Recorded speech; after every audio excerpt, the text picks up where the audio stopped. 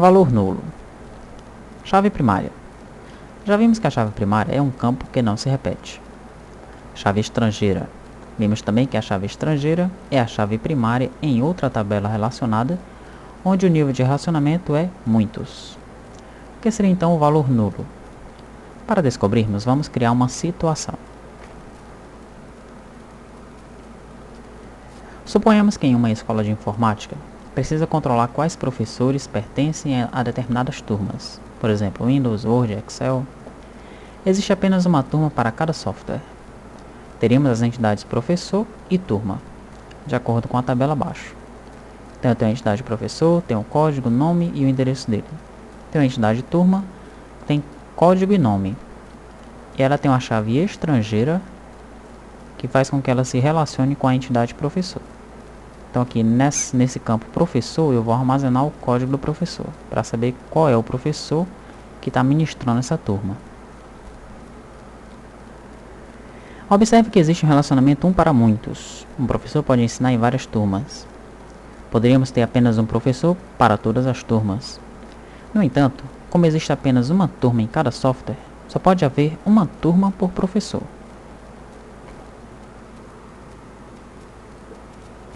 Então, vamos ver aqui as tabelas preenchidas.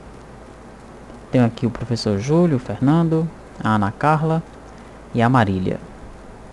Eu tenho as turmas de Windows, de Word, de Excel e de PowerPoint. Então, quem ministra a turma de Windows é o Júlio. A de Word é o Fernando. A de Excel é a Ana Carla. E a de PowerPoint o valor está nulo. Então, pode existir um caso em que uma turma nova seja formada e o professor ainda não esteja definido. Neste caso, o valor para o campo professor ficará nulo, mesmo que seja por apenas um período. Nula é a informação desconhecida, é o dado não informado. Em banco de dados, o campo tem valor nulo quando este dado não é obrigatório de se informar, é opcional. Quando não informamos nenhum valor para ele, torna-se seu valor nulo.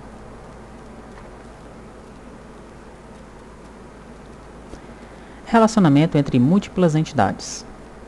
O princípio de descoberta dos relacionamentos é analisarmos as situações onde as entidades se relacionam aos pares.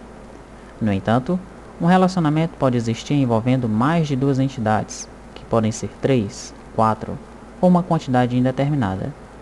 Observe a figura de um relacionamento ternário. Então, como é que nós vamos fazer para descobrir a cardinalidade deste relacionamento aí? Eu tenho aluno que está matriculado em disciplina que podem ter vários alunos matriculados e alunos que podem estar matriculados em várias disciplinas, né? Relacionamento muitos para muitos. E o professor, ele tem que ministrar essas disciplinas, né? Então, como é que o professor vai se relacionar com o aluno e com disciplina? Vamos ver o que nós vamos fazer para descobrir essa cardinalidade. Para o caso anterior, devemos seguir os seguintes passos.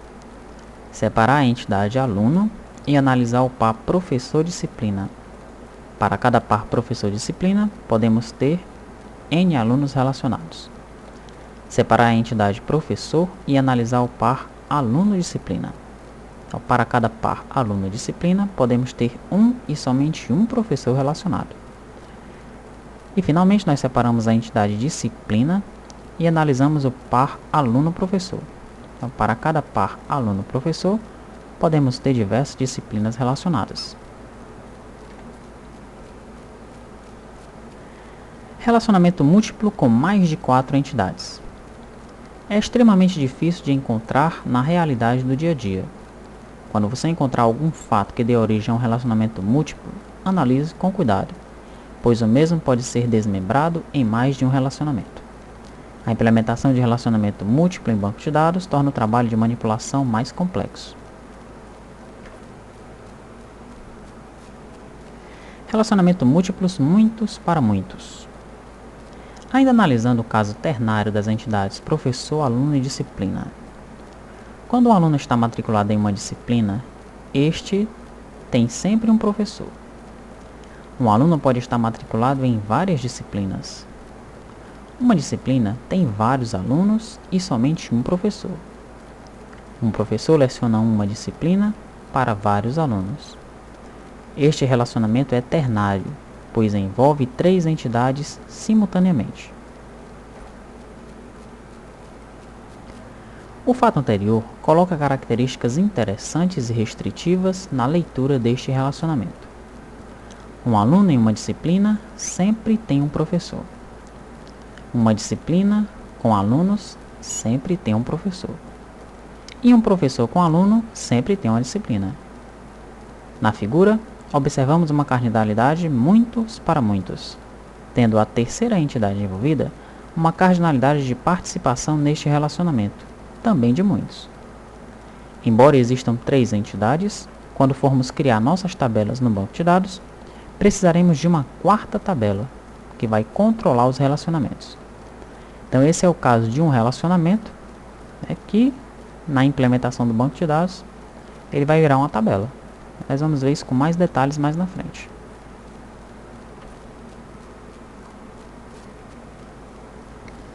Primeiro vejamos como ficariam as estruturas das 3 entidades e do relacionamento obtido que chamaremos de curso. Então veja, em aluno eu tenho o número do aluno, o nome dele e a data da matrícula. Em disciplina eu tenho o código da disciplina e o nome da disciplina. Em professor eu tenho o código do professor e o nome dele. E aí eu criei aqui uma entidade, uma pseudo-entidade, chamada curso, onde vai existir nela o número do aluno, o código do professor e o código da disciplina. É através dessa entidade que essas 3 tabelas aqui vão se relacionar ao mesmo tempo. Então, olha, aluno vai ter uma relação com o curso, de 1 para muitos, disciplina também, com o curso de 1 para muitos, e professor também, com o curso de 1 para muitos. Já curso vai se relacionar com cada uma dessas tabelas. Então, sempre que eu for colocar um aluno, esse aluno tem que estar ligado a uma disciplina e ambos têm que estar relacionados a um professor. Como é que eu faço essa relação entre eles 3? Através de uma pseudo-entidade chamada curso. Preste bastante atenção. O relacionamento entre as entidades será transformado numa tabela quando nós formos criar o banco de dados.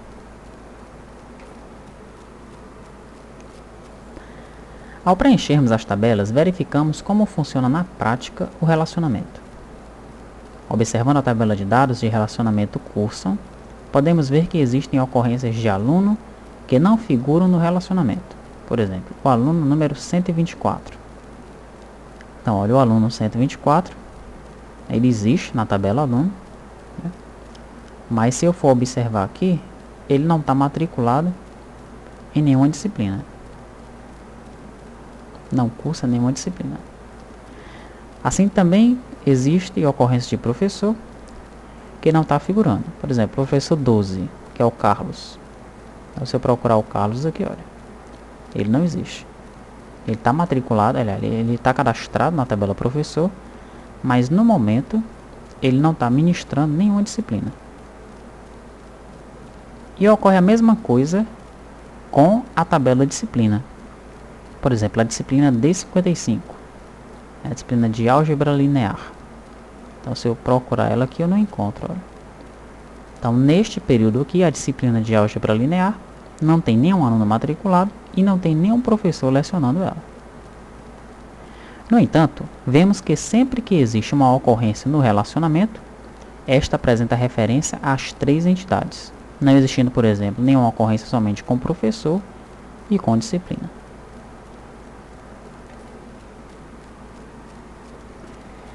Relacionamento 1 para muitos, 1 para 1, dúvidas. Então, vamos tirar aqui algumas dúvidas sobre o relacionamento 1 para 1, que às vezes faz com que as pessoas, os desenvolvedores, eles cometam um erro no seu projeto de dados. Observe aí o diagrama abaixo. Então, eu tenho aqui uma nota fiscal e tenho um pedido. E este pedido está relacionado a essa nota fiscal, essas 2 entidades, através de um relacionamento remete. Observe que através de uma nota fiscal, remetemos apenas um pedido solicitado e um pedido só é remetido por uma única nota fiscal. Quais são os problemas que poderiam surgir? Quanto à operacionalidade, o fato acima a restringiu, ou seja, um pedido nunca poderá ser entregue parcialmente, já que isso implicaria em associar-se a ele mais de uma nota fiscal. Por outro lado, uma nota fiscal jamais poderá remeter 2 ou mais pedidos pela mesma implicação. Então vem a dúvida. Já que é um relacionamento 1 para 1, onde colocar a chave estrangeira? Pela lógica, poderíamos colocar em qualquer um dos lados. Como orientação de segurança e estabilidade, a sugestão é que você coloque a chave estrangeira no lado que tem a possibilidade de evoluir no futuro para uma cardinalidade de muitos. Erros de interpretação. Muitas vezes ocorre de haver uma interpretação errônea ao analisar a realidade. Vamos ver aqui um exemplo clássico, que é o exemplo de controle de estoque. Eu tenho aqui duas entidades. A entidade produto, o código, a descrição e a unidade, e a entidade estoque, que também tem o código do produto como uma chave estrangeira e tem a quantidade em estoque. Muitos criam uma entidade chamada estoque para relacionar-se com outra entidade chamada produto, e aí define-se um relacionamento de 1 para 1. Existe claramente um erro. As duas entidades têm duas chaves primárias idênticas. Se observarmos com mais atenção, chegaremos à solução correta. Se dado um produto, este possui somente uma quantidade em estoque, considerando que esta quantidade representa o quanto temos do produto na empresa, o atributo quantidade em estoque é, na realidade, nada mais do que um campo, ou atributo da entidade produto. Então, não é necessário um relacionamento 1 para 1. Esse relacionamento aqui está incorreto. Não existe uma entidade chamada estoque. Na verdade, estoque é um campo da tabela produto.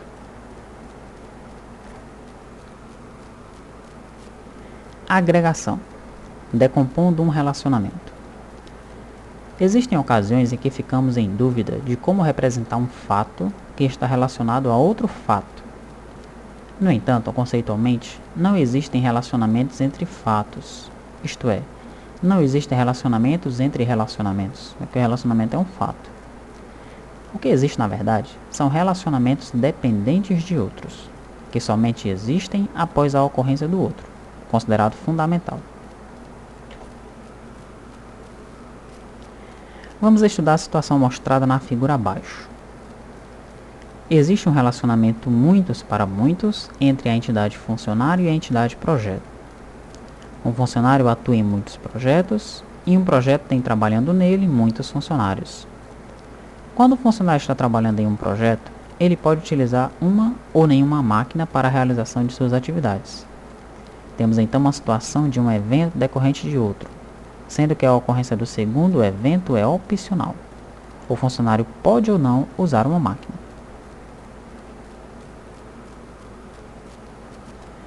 Uma máquina pode estar sendo utilizada por diversos funcionários atuando em projetos. Como devemos tratar essa situação? Então vamos tentar primeiramente ler a situação. Um funcionário atuando em um projeto caracteriza uma ocorrência de alocado, e esta ocorrência utiliza uma ou nenhuma máquina. Por outro lado, uma máquina pode ser utilizada por N funcionários atuando em um projeto. Temos então um relacionamento de 1 para muitos entre máquina e a visão de funcionário alocado em projeto. Vamos observar o dicionário de dados. Eu tenho aqui as três entidades: a entidade funcionário, a entidade projeto e a entidade máquina. Em funcionário eu tenho a matrícula, o nome e a data de admissão. Em projeto eu tenho o código do projeto, o nome do projeto e a verba. Em máquina eu tenho o código da máquina e o nome da máquina. E aqui embaixo, olha, aparece aqui relacionamento com atributos. Aqui eu posso observar os relacionamentos. Por exemplo, o funcionário ele tem um relacionamento com o projeto através de alocado. Relacionamento 1 para muitos parcial.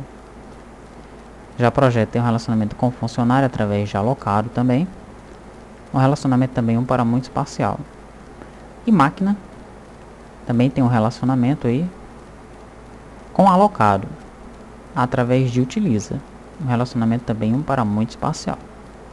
Então os meus relacionamentos tem aí atributos e tem conexões. No caso, relacionamentos não pode ter relacionamentos, mas eles têm conexões.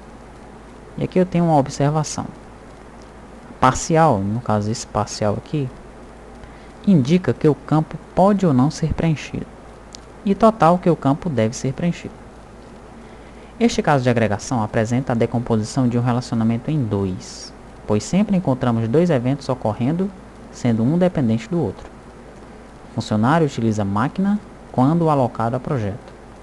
Sempre que nos depararmos com um relacionamento envolvendo mais de duas entidades, devemos questionar as entidades que se ligam em um relacionamento básico, através da questão: quando é que ocorre o fato?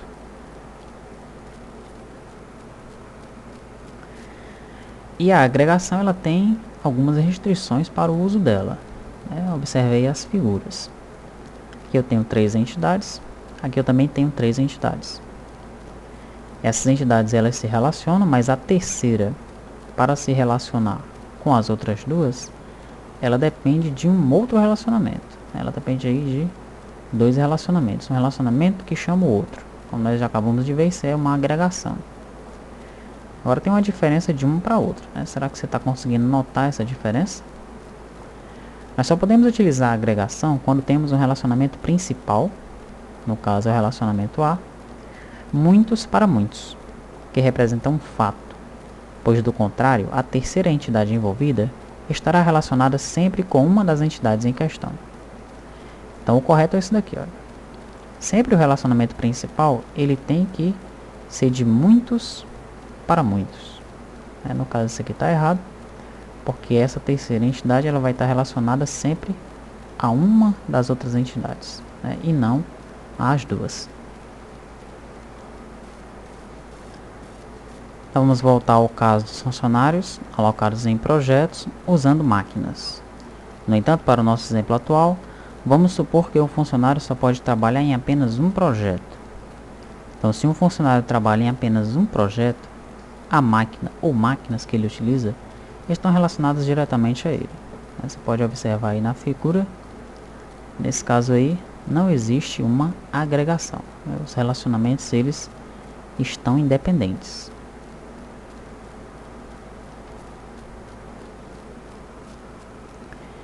Relacionamentos entre fatos independentes. Já vimos que existem relacionamentos entre fatos dependentes, ou melhor dizendo, existe um relacionamento que existe por causa de um outro que vai ocorrer e depende deste. No entanto, existem ocasiões em que 2 blocos do modelo parecem não estar relacionados, e no final das contas estão. Observe os diagramas ao lado.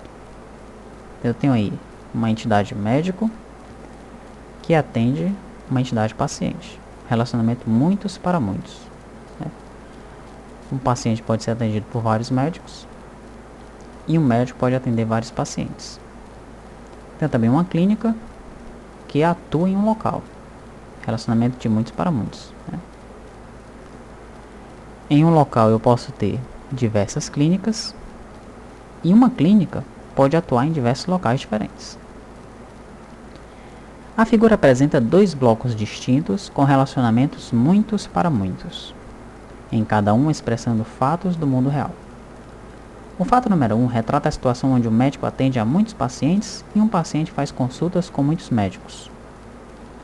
O fato número 2, aparentemente dissociado, representa uma clínica que atua ou está situada, tem muitas filiais, em muitos locais, sendo que em um local, numa cidade por exemplo, atuam muitas clínicas. E se eu quiser saber em que local e clínica foi realizada determinada consulta? Vamos ver como é que isso fica representado. Então podemos observar que uma clínica atua em muitos locais. E quando uma clínica atua em um local, ela realiza muitas consultas. Isto é, médico atende paciente. Então vejam, fatos que estavam aparentemente dissociados, mas eles têm aí um relacionamento.